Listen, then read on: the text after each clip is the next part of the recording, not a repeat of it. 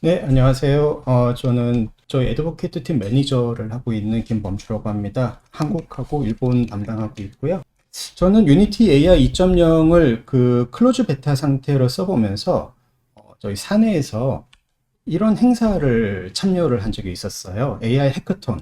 네. 아까 그 채팅창에 어떤 분이 크레딧 1000개면 게임 한두 개 정도 만들 수 있겠네라고 하셨는데 제가 이 해커톤 프로젝트를 만들면서 썼던 크레딧이 1000개 정도 됩니다. 네, 예, 예, 비슷하게 맞추신 것 같아요. 물론 이건 프로토타입 수준의 해커톤 수준의 게임이긴 하지만은 아무튼 조금 좀 리얼한 그래픽의 게임을 어셋도 쓰고 AI도 써서 만들 수 있을까 해서 제가 한번 그 해커톤에서 프로젝트를 진행을 해봤는데 이 진행을 하면서 느꼈던 점 그리고 알게 됐던 점들이 많이 있어가지고 오늘 여러분들하고 같이 좀 그런 이야기를 나누고 싶습니다. 지금 다들 요 사진에 대해서 되게 놀라고 하고 계시는데요. 지금 네. 요 모든 것들이 다 유니티 AI로 구성이 된 건가요? 아, 그건 아닙니다.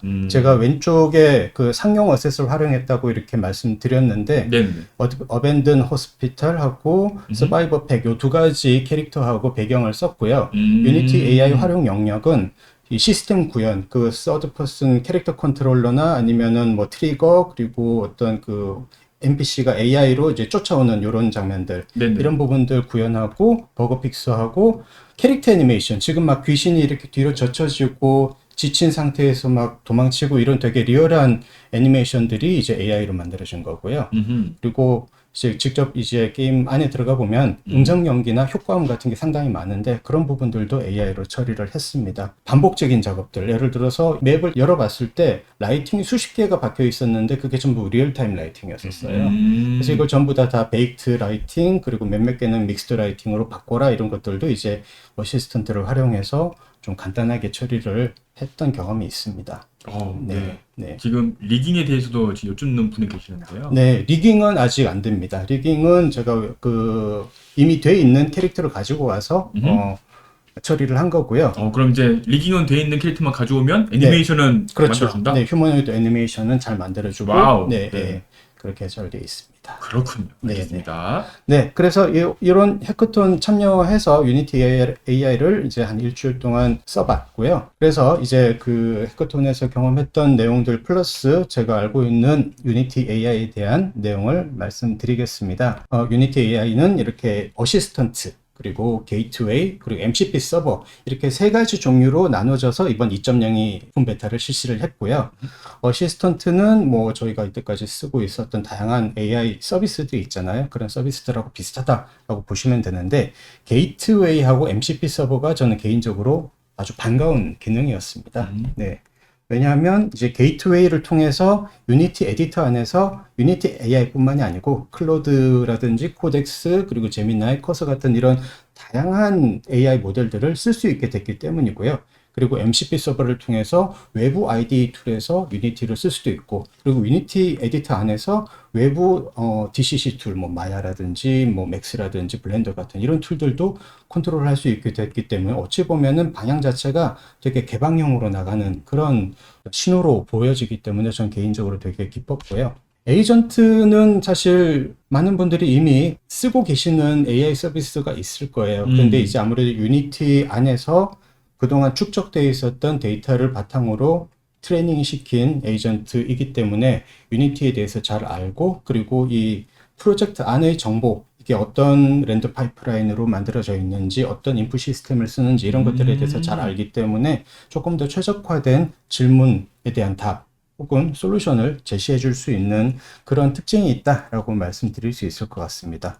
그리고 에이전트가 사실은 그 제너레이터라고 어셋을 크리에이션 해주는, 어셋을 만들어주는, 생성해주는 그쪽 서비스도 이제 관리 혹은 이렇게 컨트롤 해줄 수가 있어요. 그 부분이 음, 아주 흥미롭습니다. 게이트웨이는 아까 말씀드린 것처럼 클로드 코드, 커서 코덱스 같은 다양한 프로그래밍 모델들을 가지고 와서 AI 안에서 유니티 안에서 쓸 수 있게 돼 있고요. 오, 그렇기 때문에 게이트웨이 쓰시면은 유니티 AI 포인트를 소모하는 음. 건 아닙니다. 아, 그렇군요. 그렇죠. 예, 대신 다른 그 구독을 하셔야 되니까 클로드 코드의 그쪽의 포인트나 소큰을 음, 사용을 음, 하시게 음, 되겠죠. 각자 우리 프로젝트엔 이 모델이 맞다. 그런 음. 판단 기준에 따라서 아마 선택을 해서 AI를 활용을 해주시면 될 것 같습니다. MCP 기술도 최근 몇 년 사이에 상당히 주목을 많이 받았었고요. 그렇죠. 그래서 이제 AI가 프로그램을 다룰 수 있다라는 그런 컨셉으로 많은 분들이 이제 알고 계시는데, 공식 MCP 말고도 다른 서드파티 MCP나 아니면 그 개인 개발자분들이 만드시는 MCP들이 꽤 있다고 알고 있고, 저도 몇 개 써봤어요. 예. 그런데 아무래도 유니티에서 직접 만든 MCP는 조금 더 많은 정보에 접근할 수 있고, 그러니까 관리되고 있는 로컬 연결만 허용을 하기 때문에 그동안 MCP 서버를 쓸 때 조금 우려가 됐었던 보안 문제를 많이 좀 해결했다라고 볼 수 있을 것 같습니다. 또 그 MCP를 설치하는 과정도 좀 복잡하거든요. 저도 프로그래밍 포맷의 문법을 항상 좀 헷갈려가지고 뭐 콜론 하나 빼먹어서 에러가 난다든지 그런 경우가 있었는데, 거기에 비하면은 유니티 MCP는 설치가 간단해진 점도 큰 특징이라고 볼 수 있을 것 같습니다. 좋네요. 네. 그래서 우리가 이 유니티 AI 2.0을 가지고 뭘 할 수 있는가? 여러 가지를 할 수 있을 것 같아요. 그런데 먼저 생각나는 한 네 가지 영역이 프로토타이핑, 비주얼, 그러니까 시각화를 하는 것들. 이런 부분들 제가 뒤에 약간 짧은 데모를 만들어 봤으니까 같이 한번 볼 수 있으면 좋을 것 같고요. 그리고 버그 해결이라든지, 내가 이거는 예상하지 못했던 어떤 에러가 났을 때, 그럴 때 해결을 도와주는 그런 역할도 해줄 수 있고요. 그리고 여러분들이 평소에 쓰고 계시는 다양한 도구들하고 연동을 시키는데도 쓸 수 있다. 그 외에도 많은 부분들이 있겠지만 일단 뭐 이렇게 네 가지를 먼저 좀 말씀을 드릴 수 있을 것 같습니다. 어시스턴트하고 제너레이터가 여기 메뉴에 구성이 되어 있고요. 먼저 제너레이터가 어떤 것들을 할 수 있는지, 사실 이 부분은 저희 예전 뮤즈일 때부터, 그리고 또 지난달에 두 분이 한번 간단하게 방송에서 소개를 해 주셨을 거예요. 그래도 처음 보신 분들도 있으실 테니까 간단하게 유니티 AI 제너레이터는 어떤 식으로 구성이 되어 있는지 말씀드리도록 하겠습니다. 3D 모델링 만들 수 있고요. 그리고 캐릭터 애니메이션도 만들 수 있고, 전 캐릭터 애니메이션에서 좋은 부분이 비디오 투 모션이 가능하다는 겁니다. 네, 그냥 텍스트로 걸음걸이 점프뿐만이 아니고 우리가 카메라로 우리 모습과 연기하는 걸 찍어가지고 그 영상을 이제 애니메이션으로 만들 수 있는 거죠. 아까 제가 만들었던 공포 게임에 그 좀비가 이렇게 다가오는 모션을 제가 직접 이렇게 연기를 해가지고 찍어서 만든 거였어요. 네. 그런 거였군요. 네네. 머티리얼, 그리고 텍스처 만들고 그 텍스처를 PBR로 바꿔주는 이런 과정도 가능하고요. 사운드도 상당히 다양한 종류가 있습니다.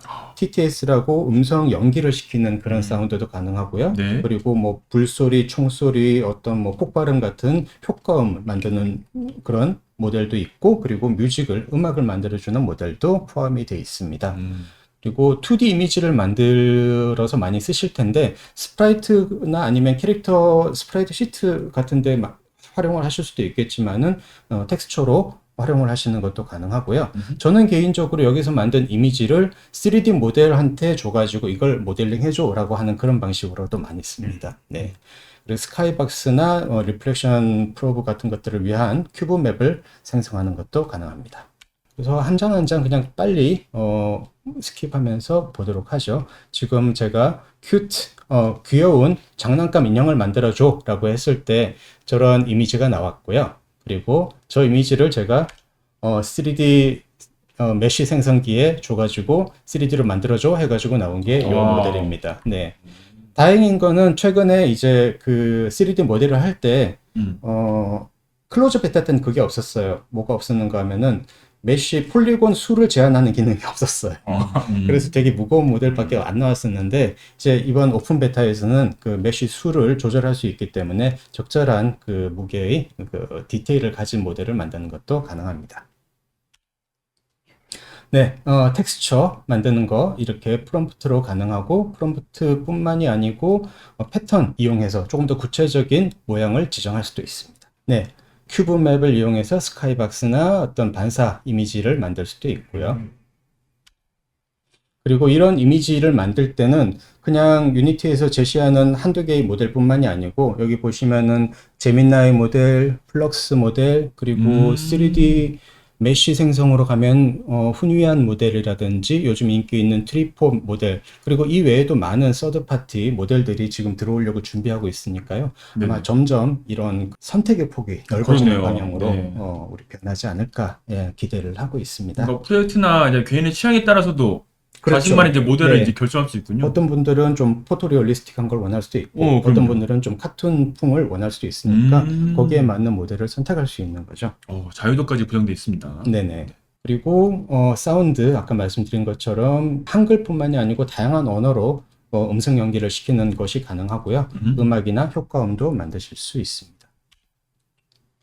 네, 캐릭터 애니메이션. 지금 여기는 프롬프트로 아주 간단하게 점프라고만 되어 있는데 제가 팁을 하나 드리자면은 말로 움직임을 설명하는 게 쉽지가 않잖아요. 맞아요. 네, 예. 그럴 때 저는 한글로 AI한테 이거를 애니메이션 만들 건데 프롬프트 같이 좀 만들어줘 라고 합니다. 그럼 AI가 만들어주는 프롬프트를 카피 페이스트 하니까 좀 품질이 좋아지는 그런 효과를 한번 겪어본 적도 있었어요. 네. 네. 다음은 이제 어시스턴트의 세 가지 모드에 대해서 말씀을 드리려고 하는데요. 이게 생각보다 중요하더라고요. 직접 써보니까. 네, 어떤 것들이 있을까요? 가장 많이 이제 쓰시는 모드가 아무래도 에이전트 모드일 거예요. 왜냐하면 에이전트 모드는 알아서 다 해주는 모드거든요. 뭐 질문을 하건, 네. 예를 들어서 제가, 유니티 이신에서 태양이 이렇게 그 시간의 흐름에 따라서 움직이는 애니메이션을 만들려면 어떻게 해야 돼? 그러면은 에이전트 모드는 질문에 답을 하는 대신에 그걸 만들어 버립니다. 그렇군요. 네. 직접적으로 이 콘텐츠 개발에 네. 이렇게 바로 쓸 수 끼어드는, 있는 그런 그런 모드라서 많이 쓰이긴 하는데, 그런데 그렇게 하다 보면 내가 원하지 않는 방향으로 움직일 때가 있어요. 그래서 에스크 모드와 플랜 모드를 잘 활용하는 게 중요합니다. 그렇군요. 네, 네. 에스크 모드에서는 이제 질문을 해가지고 내가 어떤 구현 방법론 같은 것들을 AI하고 상의할 수가 있고요. 그리고 플랜 모드에서는 구체적인 개발의 어떤 그 스트럭처, 형식 같은 것들까지 우리가 좀 AI하고 상의를 해서 결정을 할 수가 있습니다.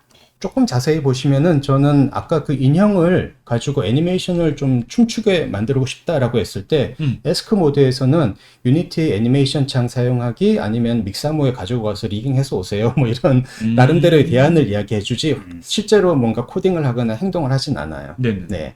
그래서 제가 이 에스크 모드에 난 1번으로 가겠어 라고 해서 플랜 모드한테 던져주니까 그러면 플랜 모드에서는 이 인형을 리깅하지 않고 춤추는 것처럼 보이게 하기 위한 개발 플랜을 이렇게 짜줍니다. 네.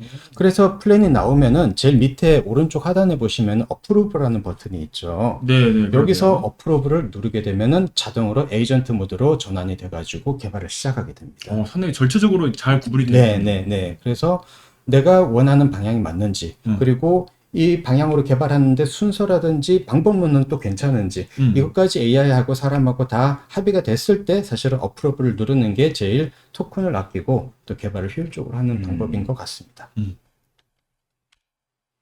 그래서 에이전트 모드에서는 이런 게 이제 가능한 거죠. 요거는 내 어셋 폴더 안에 있는 어셋들 프리팹을 가지고 레이싱 경기장을 만들어줘 라는 명령을 우리 에이전트 모드로 던진 겁니다. 네. 진짜 레이싱 경기장이 딱 나와버렸네요. 네네네네. 근데 제가 개인적으로 해보니까 이거만큼 이렇게 정교하게 잘 되지는 않더라고요. 근데 그 이유가 뭔지 제가 살펴봤어요. 이 지금 영상하고 저희 프로젝트가 뭐가 차이가 있는지. 프리팹의 이름을 잘 정해줘야 됩니다. 프리팹 네. 이름. 네. 어차피 이 친구도 AI이기 때문에 이름을 가지고 이건 도로다, 이거는 나무다, 이건 땅이다 이거를 구분을 하게 되거든요. 그래서 오류가 훨씬 줄어듭니다. 프리팹 이름이 정확히 되어 있으면. 근데 추상적으로 뭐 A-2 블럭 이렇게 되어 있으면은 AI가 적절한 아이템을 좀 찾기가 어려워지는 거죠. 네. SS의 이름도 중요하다. 네, 그런 맞습니다. 뜻이군요. 네. 그리고 이 기능 개인적으로 너무 반가웠습니다. 저는 UI 만드는 일을 되게 힘들어 하거든요. UI 만드는 것도 AI가 이제 에이전트로서 이제 도와줄 수 있게 됐다는 점이 되게 반가운 기능 추가했었고요. 지금 사진에서 약간 전략 시뮬레이션처럼 네, 이렇게 맞습니다. 아래에 있는 UI가 다 네. 이렇게 빌드가 된 거를 이제 볼 수 있네요. 맞습니다. 네. 네, 그리고 말로만 우리가 소통하기 어려울 때 있습니다. 그렇죠. 그럴 때는 그림으로 소통을 하는 것도 가능하겠죠. 그림으로. 네. 윈도우 위에다가 그립니다. 이 영역에다가 나무를 심어줘, 돌을 배치해줘, 이런 명령을 할 수가 있는 거죠. 장면에다가 이렇게 그려서 힌트를 주는군요. 네, 맞습니다. 네. 저런 모양을 말로 설명하기 어렵잖아요. 맞아요, 그러니까 맞아요. 마우스로 이렇게 그려가지고 이 모양대로 길을 만들어줘, 아니면은 내 어셋 폴더 안에 있는 오브젝트를 배치를 해줘, 이런 명령들을 할 수가 있는 거죠. 딱 지금 주황색으로 그린 그 길에다가 지금 그렇죠. 프리팩을 배치를 해놨군요. 맞습니다. 그리고 또 제가 참 AI를 쓰면서 기특했던 부분이 이겁니다. 스스로 테스트를 해요.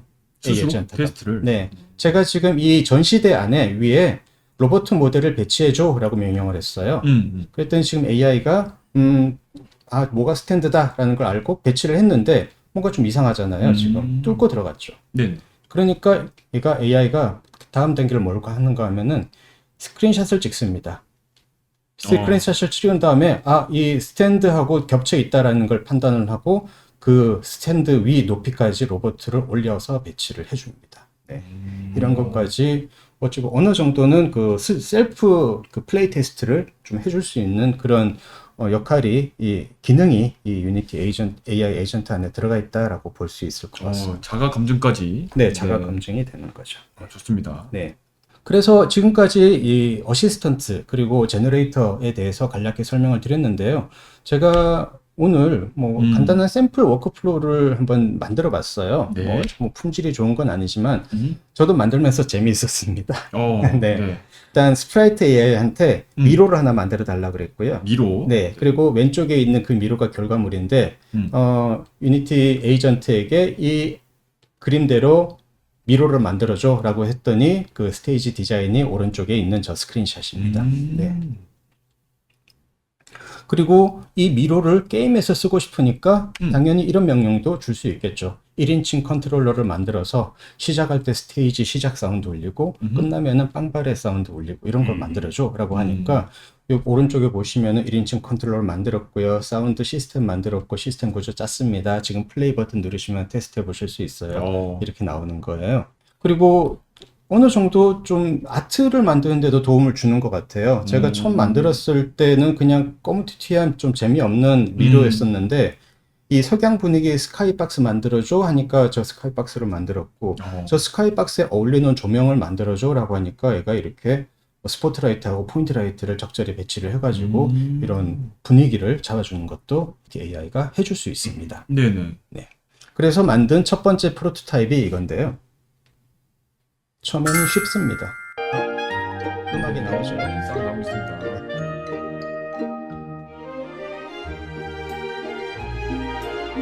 그러면 테스트 버전이기 때문에 카메라 높이가 좀 높아서 쉽습니다.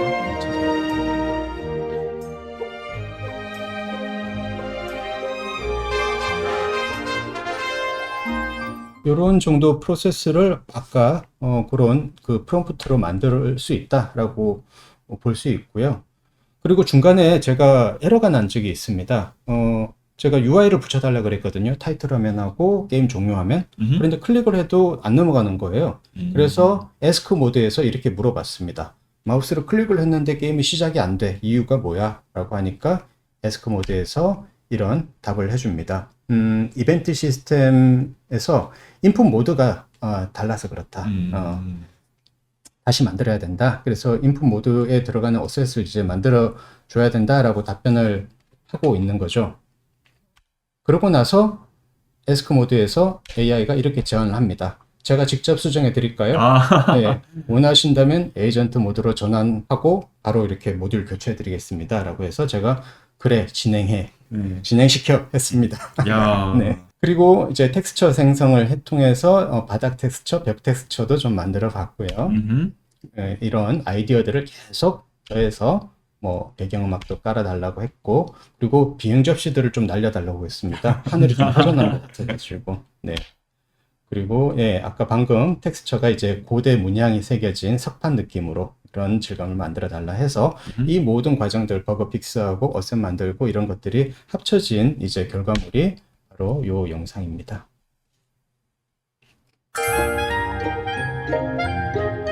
이제 그 카메라가 다시 이제 좀 내려왔어요. 비행 접시 날라다니고.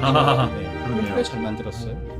저것도 이제 2D 이미지를 얘가 에이전트가 만들어가지고 그 2D 이미지를 3D 메쉬 제너레이터한테 자기가 스스로 전달해서 만들어가지고 자기가 게임 오브젝트로 만들어서 저렇게 컴포넌트까지 붙여서 실행을 시키는 겁니다.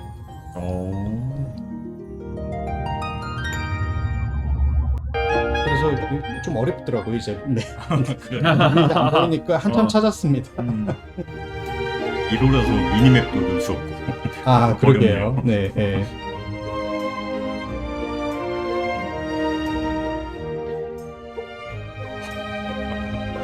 찾았습니다. 어. 네. 이런 간단한 그 샘플을 이런 과정을 통해서 만드는 걸 좀 보여드렸고요. 아마 여러분들이 직접 만드시면은 훨씬 더 재밌고 훌륭한 결과물이 나올 거라고 생각을 합니다. 네. 그리고 저는 이제 제가 먼저 써보면서 느꼈던 점을 좀 팁으로 공유 드리고 싶은데요. 에스크 모드, 플랜 모드, 에이전트 모드를 잘 선택해서 먼저 좀 사용하시기를 좀 권해드리고 싶어요. 에이전트 모드는 유저하고 합의되지 않은 방향으로 구현을 하다가 토큰을 너무 많이 쓰게 되는 경우가 있기 때문에 에스크 모드에서 방향성을 정하고 플랜 모드에서 그 어떤 형식을 구조를 검증한 다음에 이제 에이전트 모드로 넘어가는 게 좋은 방법이라고 생각을 하고요. 그리고 안타깝지만은 요거는 모르겠어요. 이전에 있던 다른 뭐 나노 바나나나 덕테이프 같은 이런 모델들도 그런지 잘 모르겠지만 제너레이터에서 어셋을 만들 때는 영문 프롬프트가 조금 더 효과적입니다. 아, 네. 저도 말을 좀 잘 듣는다. 네, 그런 솔직히 말씀드리면은 한글로 했을 때는 잘 못 알아듣는 경우가 많아요. 어시스턴트는 충분히 한글 명령을 잘 이해합니다. 근데 제너레이터 모드는 아까 보셨던 것처럼 어떤 건 훈이안, 어떤 거는 뭐 그 트리포, 어떤 거는 또 뭐 제미나 이런 식으로 다양한 서드파티 모델들이 들어오기 때문에 네네. 이거는 그 모델에 따라 가지고도 좀 차이가 있고요. 그래서 제너레이터에서 어셋을 만드실 때는 영어 지시문을 쓰시는 게 결과가 좋다라는 말씀 드리고 싶습니다. 그렇군요. 네. 근데 저도 한 며칠 정도 그 AI 해커톤 하면서 되게 피곤했었어요. 그리고 저는 그 피로의 이유를 잘 이해를 못했어요. 왜냐하면 힘든 일은 AI가 다 해주는데 왜 내가 피곤하지? 라고 생각을 했었는데 AI하고 티키타카 하다 보니까 심리적인 피곤함이 좀 있었습니다. 네. 그리고 이제 좀 나름대로 깨달은 게 AI를 해결사로 보지 말자. AI도 역시 하나의 도구일 뿐이다 라는 거고요. 그리고 AI하고 티키타카 하면서 네가 틀렸잖아, 내가 맞잖아, 뭐 이런 이야기를 하는 것보다 작업을 빨리 진척시키는데 신경을 쓰는 게 훨씬 생산적이더라라는 부분이고요. 그래서 항상 평상심을 유지하는 것이 평상심. 중요하더라. 네. 다들 이제 평상심에 대해서 공감하고 있어요. 공감하시네요. 네, 네, 네. 네, 그래서 여기까지 제가 그 유니티 AI 2.0 먼저 사용하면서 이렇게 사용하면 좋습니다라는 것을 여러분들하고 같이 좀 이야기를 나눠봤고요. 네. 마지막으로 저는 이런 느낌을 받았습니다. 게임 하기보다 더 재미있는 게임 만들기 시대. 네, 정말 재밌습니다. 맞아요. 네, 네. 지금 쭉 그 과정 보니까 재밌을 것 같잖아요. 네, 그래서 이런 시대를 이제 유니티 AI와 함께 해주시기를 부탁드립니다.